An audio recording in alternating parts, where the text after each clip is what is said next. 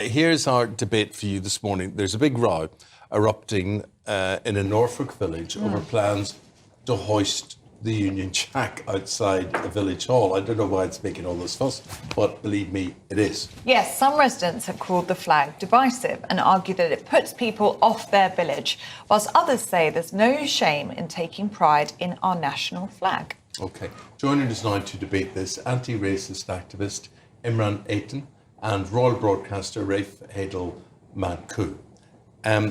Rafe, I'm finding this, that, you know, a village in Norfolk outside the village hall, it's amazing that this is actually even causing a flutter. Yeah, I mean, it's a very depressing story. I mean, there's nothing more English than the Cross of St. George flying from a country church or a Union flag flying from a village hall. It's, you know, it's as English as cricket and warm beer. And I don't really think it's that divisive in this village. I think what probably is the case is, as usual, there's a vocal minority, a few people who are trying to stoke division here. The Union flag should instill pride in all of us. We know from polling it's one of the world's best-loved flags. It still adorns more than 20 flags around the world. And, you know, in 2019, Hong Kong pro-democracy protesters waved the Union flag as a symbol of freedom and democracy. You know, in the Second World War, 1940 to 1941, it was only the Union flag that was the only symbol of freedom and hope for the oppressed peoples of Europe surviving under the Nazi jackboot. And I think it's an insult to the millions of black, brown and white soldiers who fought and died under the Union flag in 2 world wars. And I immediately get it. It's supposed to be a symbol of unification for Northern Ireland, for Scotland, for England and Wales. I would, though, say to you... You said English and it's British. Thank you, Amy. Sorry to interrupt. It's a village hall in England we're talking about. No. We're talking about the flag. We're talking about the flag. Sorry to interrupt. Please continue. But it's British in terms of exactly what you said. I'm totally aware of that. It represents Scotland, Northern Ireland, England. But he said England. And Wales. Right, so he said England. So But it does represent them. Sorry, I've just got a point to make. You need to represent everyone. You'll have your moment in a second, thanks. No problem. No problem. That I was brought up in a country whereby it is extremely sensitive and extremely divisive because of how they perceive themselves, either to be Irish or British. Thank you. That's my point. Northern Ireland is a special case, but what we're talking about here is Norfolk, which is as far as you can get from Northern Ireland. And, you know, there was a time when if you had this discussion in a parish council meeting and criticised the flag, you'd have been laughed off as a crank or some sort of deluded nutjob, quite rightly. And the fact that the parish council is even having this discussion shows you the degree to which Britain and the British people have been demoralised, have been destabilised, have been, you know, undermined and attacked by this radical progressive elite that have captured our institutions and who absolutely loathe Britain and the West. Let's bring in Imran now. And Iman. Thank you, Eamon. It's not the word. Iman. Iman, so are you a crank and a nut job? Do you see yourself as one What did you say? I'm a crank and what did you say? No, sorry. we were talking about... I was like, Eamon. You could be seen as a crank and a nut job. So I'm just wondering, very true. How cranky or how much of a nut job do you see yourself as? Well, I'm a centrist, so I would actually argue that. Don't do that. Don't even laugh. I'm being very honest right now. You may not feel that way, Rafe, but it is the truth. That's your perception, right? But the reality, in terms of an objective truth, in terms of the way that I govern myself, I'm actually a centrist. So not quite what was it? A crank and a nut job. And a nut job. No, not particularly. But I will say one thing. I appreciate your sentiment and I appreciate your mini soliloquy, Rafe. But may I just finish? You ultimately started your argument by basically not using inclusive language and forget black people. Forget black people. I know that annoys It's Norfolk. No, hold on. It's Norfolk, yes. But you still forgot about the fact that we're talking about a British flag, not an English flag. And there is a difference there. So when you talk about England, you are actually taking away... This is why Eamon gave you... you didn't get the point.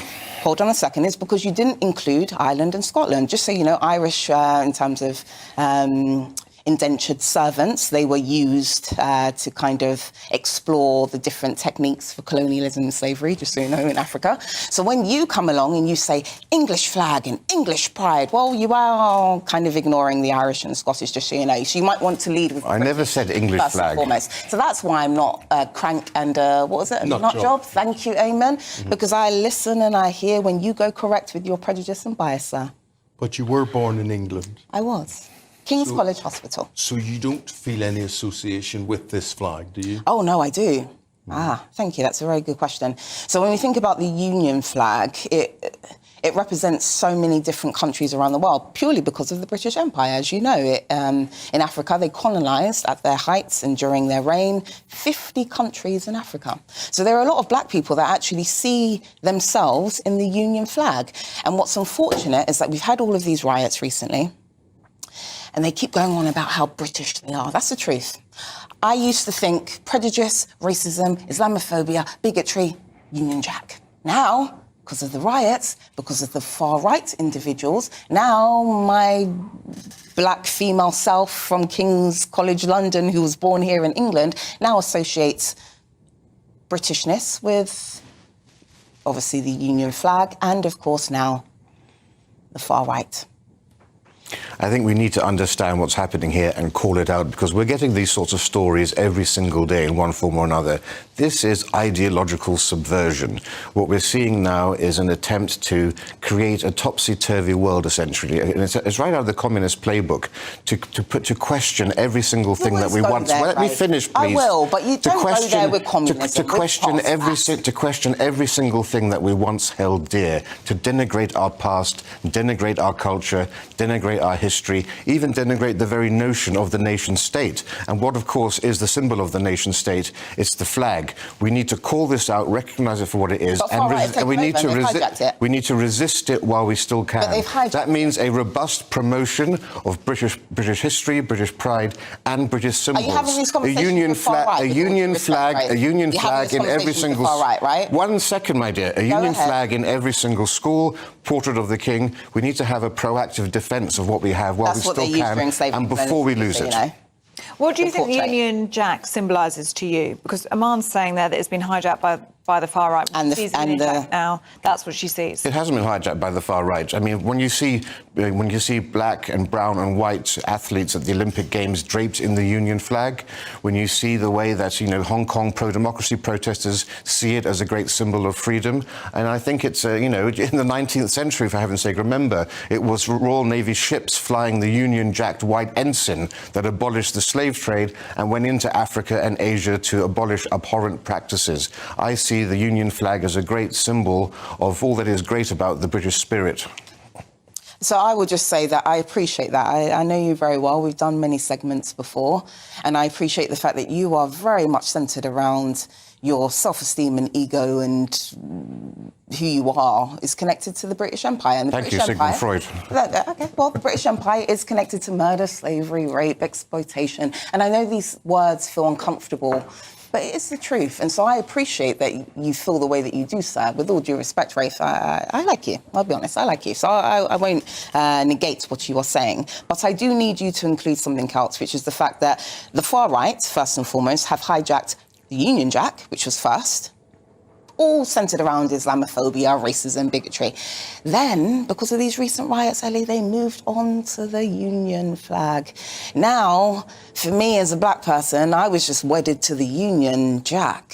But now I've added the Union flag. So now, when I think of Britain, British, I'm now, because of the far right and the riots that have taken place recently, I'm now not just thinking about the Union Jack, which is Islamophobia, bigotry, and just unintelligent people that don't realise they are being used by people that are at the hierarchy in terms of classism.